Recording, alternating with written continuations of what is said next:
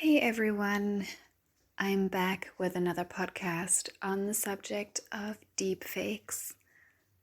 For those of you who don't know what a deepfake is, it is a tool that stems from advances in artificial intelligence, where a system can learn to create very real-looking fake image, video, audio.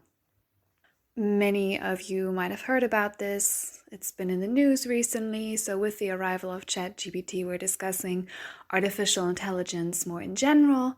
And this is one of the things that's in the Pandora's box. Deepfakes have me incredibly concerned. I've been speaking about this for some years, but it's just getting more and more common, more and more real. This technology permits anyone to take anybody's face or voice and create any kind of audio or video of them, including pornographic. So in practice, visual deepfakes are currently mostly used to create porn of celebrities, of female politicians, and increasingly of so-called civilian women. So that's any woman or girl. The corpus, so the training data for a deepfake, it's getting less and less. So this technology is getting better and better, that it can do fairly realistic renderings of a woman's face put onto the body of a woman in porn, even based on very little visual material. So your Instagram account, for example, could totally be enough. If there's a few pictures of you on there, there are already cases where just a random woman's social media accounts were taken. So that can be a stranger. A stranger can just decide that he doesn't just want to imagine having sex with you in his head, he'd like to see it. And if he has access to this technology and it's becoming more and more accessible, he can create that. So he'll take your social media, put your face, run it through a program, and then he'll have porn of, whatever preference he has. Not that I think if he just rendered a very tasteful lingerie picture, that'd be harmless. I think all of this is violating. But of course, the kind of men who do this will put you into hardcore porn. Let's be real. They're going to put you into, videos of women being, suffocated, deep throat, gangbangs, etc. They're going to put you into the most vile shit that you can imagine. Again, they can do this to anybody. They will do this to underage girls. They're not going to wait till she's 18. I mean, come on, let's be real.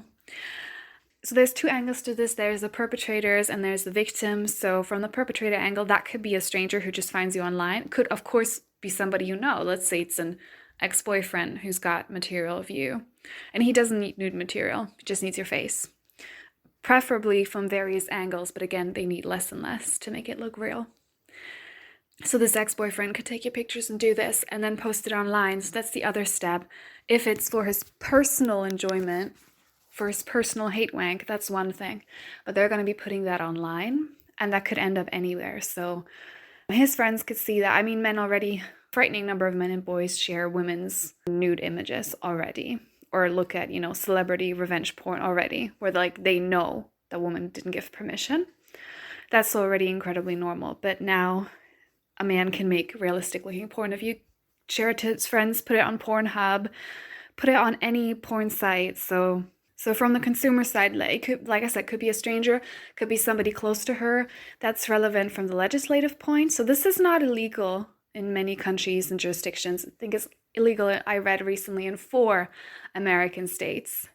So victims do not have recourse. And I mean, most victims probably won't take it to court anyway. I mean, we know victims of regular revenge porn and rape and intimate partner violence, etc., do not report, because reporting is traumatic, because then other people will have to look at the material, right? So various authorities are going to have to look at that material. So even if it was illegal, most men will still get away with it. And then extra complication, trying to catch, somebody, if it's some stranger online, it could be in a totally different country, not a chance, nothing's going to happen to him. If it's distributed by platforms like Pornhub, I think deepfake pornography is going to be added to the list of crimes of Pornhub. And of course, Pornhub is just a stand-in for the porn industry in general. I mean, the porn industry has no ethics, so there's no legal recourse. So what would the alternative be? Well, social shame. But of course, the reality is, again, she'd have to prove it's not her. And very depressingly, I tweeted about this today and a woman replied, I have very recognizable tattoos. So if anyone put my image into a porn video, I could prove it's not me because those tattoos are not going to be there. I mean, that too is, I think, only going to last so long. If someone really wanted to, they probably could recreate your tattoos as well. But the problem is that even if she has the conviction of knowing it's not real, are most people going to believe her? Like, is she going to have to undress and show a tattoo she has in some intimate place? Or like, victims are supposed to go around and tell everyone it's not real and prove it to them? This reminds me of a revenge, well, actually, so-called child pornography. I know that many victims don't like the term, so I know that many prefer to call it child sexual abuse material, which it is objectively. So a case of that happened in my class. So I don't even know what really happened. It doesn't matter. My understanding is like a 15-year-old girl sent a 15-year-old boy nude images of herself. He shared it with the entire class. To defend herself, she said they were photoshopped. Maybe they were actually photoshopped. I don't know. It doesn't matter. Like, what he did is a crime. You know what happened? The class blamed her. Like, if she hadn't said they were fake, they would have blamed her for sharing them. Because she did say they were fake, they said she's a liar, those are real, and her lying is as bad as him sharing it. So that was the attitude among the kids. So this is so traumatizing for that girl. I didn't really get it back then. I didn't see those images. I just heard the way people talked about her, and the victim blaming was off the charts. And adults intervened. Adults caught wind of it because the entire class was talking about it. And the distribution of child pornography is legal in Germany. So I think there was some police involvement. I don't know. I don't think there were any consequences because the perp was a minor too. But anyway, the social consequence. So what should have happened was that boy should have been thrown out of school. Like, there should have been serious consequences for him. That didn't happen, of course. Right? If you can't use the legal arm, you have to use social shaming. Of course, the vast majority of the shaming ended up on the girl. And then actually the teachers asked both the boy and the girl to apologize to us. And the victims in this case were us, the class, who had been shown this image or who had been caught up in the disturbing gossip. We did not have, not that I think it would have made a huge difference, we didn't even have like a consent lesson or something, which would have been preferable. I don't idealize those kind of trainings. I'm not sure how much they do, but that would have been more appropriate than what happened. They both had to get up in front of class and apologize.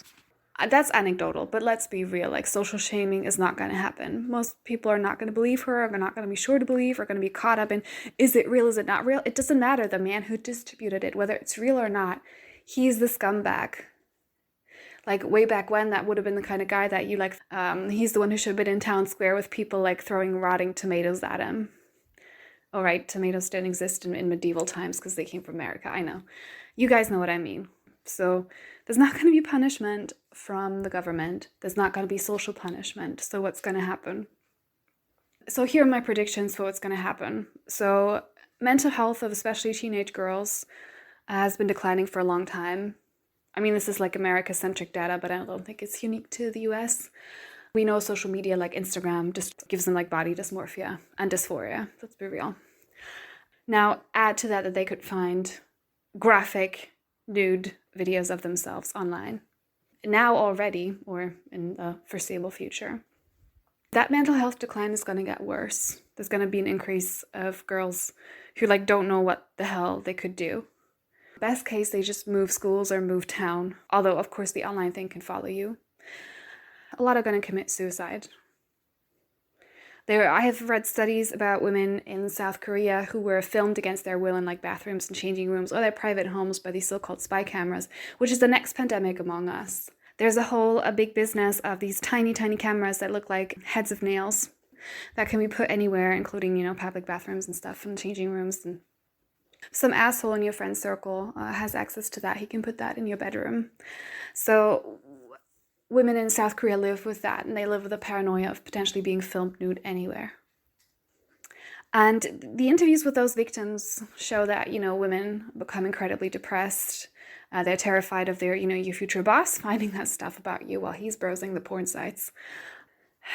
There's apparently enough demand that a creator of that kind of porn, if he hosts a live streaming site, and these tiny cameras can live stream, there are enough, I just call them digital rapists. This is like a digital gang rape.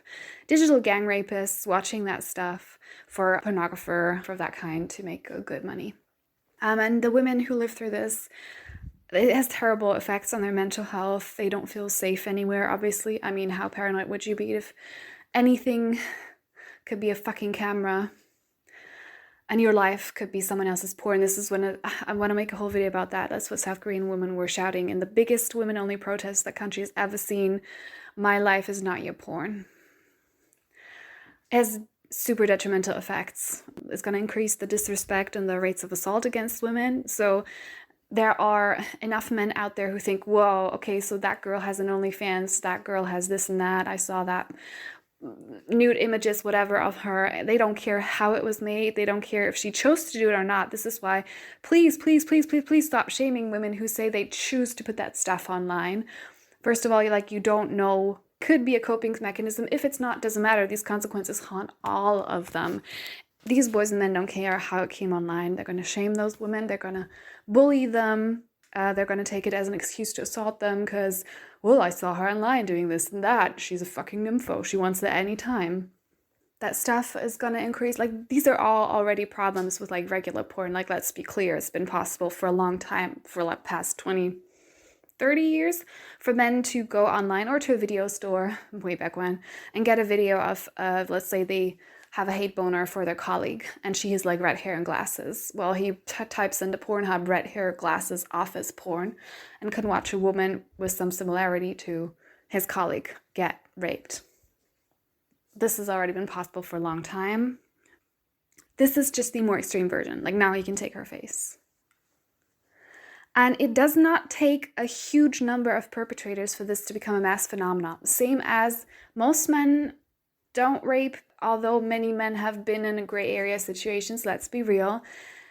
The thing here is you can have a very small number of men hosting these spy cam live streaming sites or creating this deepfake porn, but they will disseminate it to hundreds, thousands, tens of thousands, millions, right? This is why we should punish the consumption of child sexual abuse material really, really harshly. But of course, in reality, most get away with it or get a slap on the wrist, because if you didn't produce it, if you didn't personally lay finger on the woman or child, then do as you wish.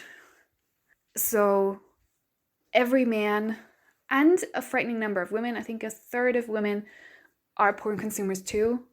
And let's be clear, my generation didn't make some kind of conscious decision as an educated adult to see whether they wanted to consume porn. It was just suggested to us as normal. We were flooded with it online. A lot of us got addicted, including the girls.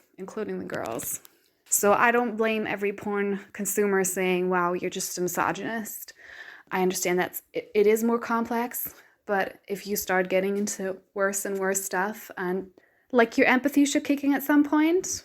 And I know it does. I know some men and boys and some women who said, I did see some fucked up stuff and I felt bad about that and I didn't want to see that anymore. So I know not every porn consumer is totally dead in their heart or anything. I'm not trying to dehumanize that entire group. I know that group includes a lot of children. I know this stuff is more complex, but I still want to say you're not off the hook as a consumer. Like I said, this deepfake porn stuff, this spy cam porn stuff is going to end up, it's not going to, it currently does end up on regular porn sites. We know the internet never forgets.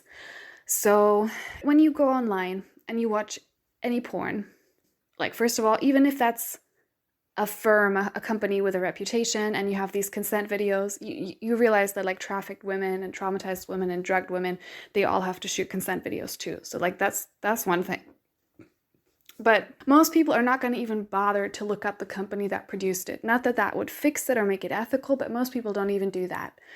So most people just go online, type in something that's to their liking, or they passively slowly develop a preference for something without even really realizing it, thinking about it consciously.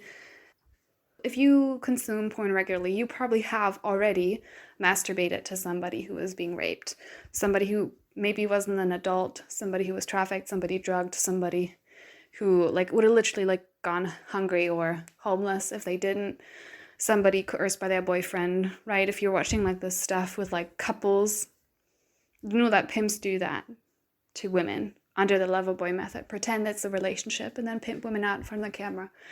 Ever since porn has existed, there have been whistleblowers telling us that their rape was watched by millions. And a lot of those millions didn't realize. For some, it was the direct appeal, but a lot didn't realize. So that's already the reality.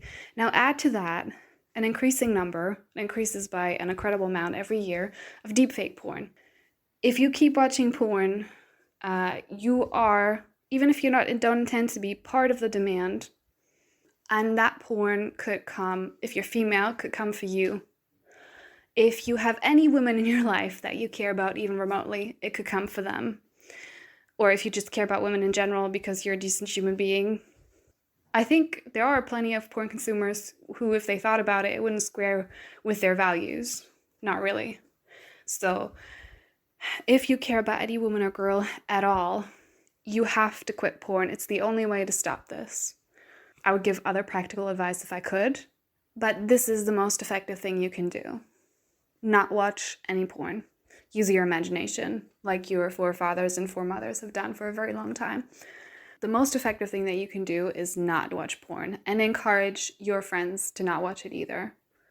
Build a new sexual culture.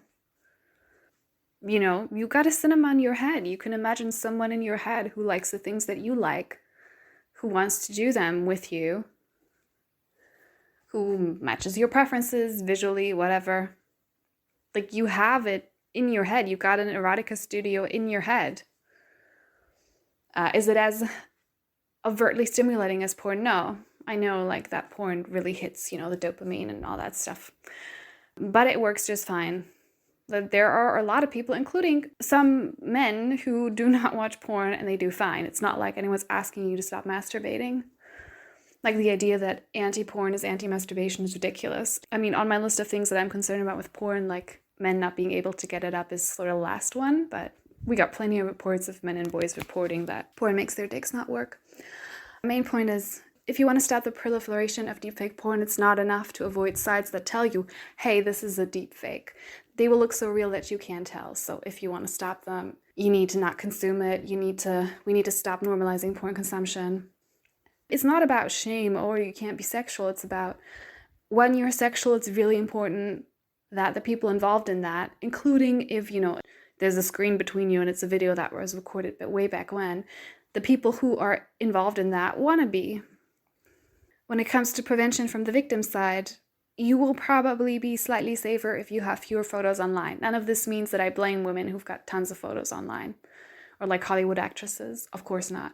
And I don't want the digital world to look like, I don't want women and girls to have to all like wear masks, or like I call them like digital burqas.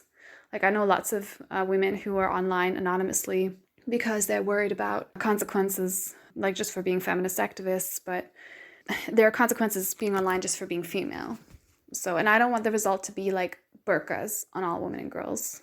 But unfortunately, if you're really, really scared of this happening, you can decrease the chances slightly by putting less material online or like altering your appearance. Like, you're probably going to see me slap on lots of makeup so that if this is ever done to me, the face that they're going to use is not going to be the one that I see in the morning when I look in the mirror. Like, I already do that. Like, I change my appearance. The reality is that, like, if you have to take a picture and put it online for your job, someone can use that. Or your old classroom photos or something. I mean, these might be a bit low quality and pixely. But yeah, you're going to be like tagged by friends. There's so many ways that your photo ends up online, even though you didn't want it to. And of course, someone can just snap one of you. I mean, this will have to be someone who's like more dedicated. But the reality is that like no one's 100% safe. And the women who are safer are decreasing their participation in public life. Because let's be real, online is the public square. I started showing my face on YouTube because I figured more people will listen if they can see a real person. But I do figure that when women and girls collectively understand that this is a price they pay for being online, well, I don't know how many will pull back, but some will. online world is already so misogynistic that women are underrepresented and women of color even more so, but this will get worse. Or like the price paid is just so unfair, it's too high. Some women and girls are gonna like take their own lives, or like gonna have to upend their whole lives because of deepfake porn. Others are going to internalize the messages. They're going to internalize, oh, well, everyone thinks I'm a slut, I'm a whore. I might as well start an OnlyFans. Like, they already have my nude images. Like, I already lost power over that. And they will feel this faux sense of agency if they enter the sex trade, and now they're at least getting paid for the abuse. That's a very common story of how women in the digital age enter the sex trade already. Victims of revenge porn, or all kinds of sexual trauma, of which revenge porn is one, are more likely to end up in the sex trade as sort of a traumatic coping mechanism. And when I tweeted about this, a woman told her story. This exact thing happened to her. Someone shared revenge porn, and shortly after she entered the sex industry, because it takes you away your humanity. And of course, in a culture where we pretend that the sex trade isn't dehumanizing, like, that's the thing that didn't come up in this video much, but the thing that I've been primarily concerned about, and that this deepfake thing is slowly shifting. Like, I've always been most concerned about the women in the porn videos whose actual physical bodies are used. And now that I know a lot more about revenge porn and deepfake porn, I get more and more concerned about civilian women. I mean, I've always been aware porn spills out in like how men view women and speak to them, and sexual acts that proliferate. Like, this has already been concerning for a long time, and this is why every woman and girl deserves to talk about this, even if none of that bad stuff ever happened to us, or if we were never in the sex trade. This is every woman and girl's business. Like, don't tell us to shut up about this. Yeah, I've always been most concerned with the women in the trade because the trauma, the physical trauma on top of the psychological trauma. But like a lot of women say, even if the physical trauma heals, with some it doesn't. Like, there's plenty of porn survivors living with physical disabilities. The mental consequences are really, really bad. Which is why I do not accept that the sex industry is some kind of like poverty catching net for women. I mean, this aside from the fact that the average woman on OnlyFans makes like $100, $150 a month, and the average woman in the porn industry lasts like half a year, and then the industry considers her used up. So no, it doesn't fix female poverty, and this entire industry always has and will, now that it includes a lot of civilian women against their will through deepfake porn, it will harm our chances on the job market. If someone looks up our name and they find hardcore porn, like, I know that the sex workers work crowd say that we will fix this because if, like, let's say your name's like Marie Taylor, and the boss types in Marie Taylor and finds hardcore porn, they believe if they just shout sex workers work enough, the boss will think, oh, so she was a sex worker, you go girl, very confident, oh, she'll probably know a lot about marketing. I really respect that. You actually think you're gonna make men, oh yeah, I did assume the boss was male, but I mean, plenty of the hate against women's sex trade comes from women. It's true, not the like violent lethal type or the I'll pimp you out type usually, but certainly the discrimination, like the job market or social circles, comes from women too. Hey, you think that boss of whatever sex is going to look at that material and really respect her? The male boss is gonna, like, if he hires her, probably like sexually harass her. Like, that's the reality. And this deepfake porn stuff will mean that this will happen again to like the Mary Taylors of the world, like the very average women. Not that any woman deserves it, or that it's been okay up until now. I've been screaming from the rooftops since I was 18 about this stuff, that it's bad enough if it happens to a small subgroup of women. But deepfake porn is going to make the entire world, any man's and a frightening number of boys, virtual brothel. The entire world. They can put their teachers, their female relatives, the girl who rejected them, their ex-girlfriends, the Twitch streamers, the celebrities, the deceased historic women. I mean, fucking hell, someone's gonna make like Anne Frank deep fake porn. Like, let's be real, there's no end to the depravity.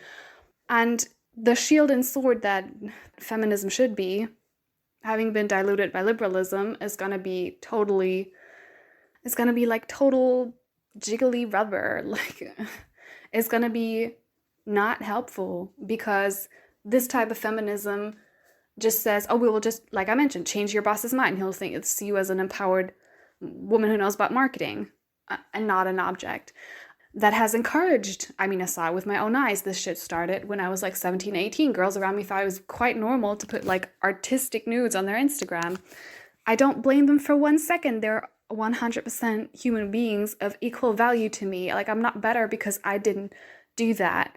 I remember this culture was so strong. I did some like body painting projects back then and almost posted one of them topless online because I thought I shouldn't be ashamed. Women shouldn't be ashamed, but the reality is they will be shamed. Liberal feminism is not the main perpetrator, right? It is the pimps and the banks and all the people who profited from this, the legislators who don't give a fuck. The misogynists who like any man can be his own pornographer, right? They have been for a long time, ever since the smartphone, certainly, but now even more. He doesn't even need a woman. You can be an incel locked in your room and feel like a king with a harem.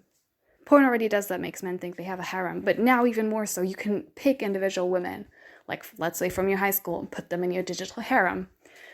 Yeah, this is where we're heading. Only thing that you can do is not consume any porn. Don't consume any porn. It's the only thing that you can do right now that helps. Writing your legislator asking for a change in legislation is not completely futile if it fuels the conversation and more people decide, I can't justify watching porn. I know that the documentaries against Pornhub and X-Hamster did stop people from watching porn. Like, I know people who said, like, I saw that and I quit, including men. So it's not completely futile to have legislation in order to propel the conversation. And we're going to need, services for victims, at least to get you psychological counseling to prevent some of the suicides that will happen and have happened. That's one thing you can do. Talk about this to your friends and family. Make it clear to them, unless they want to live in a society where, again, any man's or boy's virtual brothel is filled with any woman or girl, they need to do something.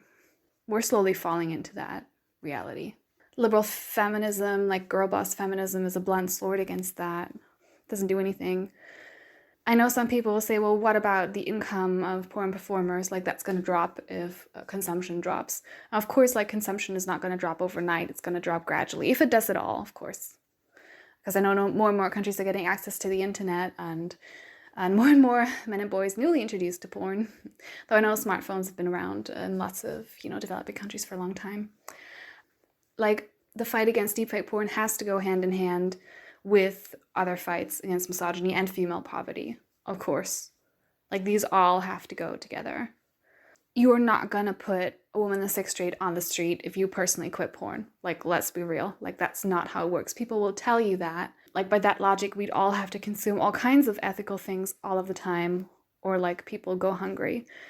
By that logic, like, we would all have to go and shop at H&M because otherwise, like, Indonesian seamstresses will all go hungry.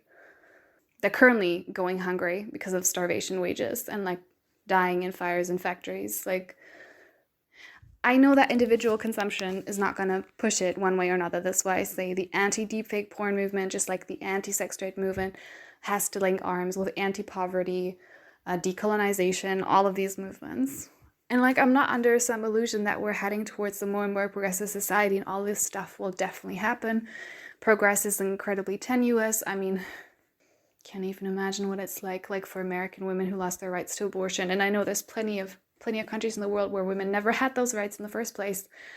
Or the last time they had it, they lived in a matriarchal society, which would have been a very long time ago. I know when you look at it, from a global scale, it feels incredibly bleak. All of this stuff, all of the porn, prostitution stuff feels very, very bleak. I understand that. Like, I have no guarantee that we'll win this fight, but we'll definitely lose if we never try.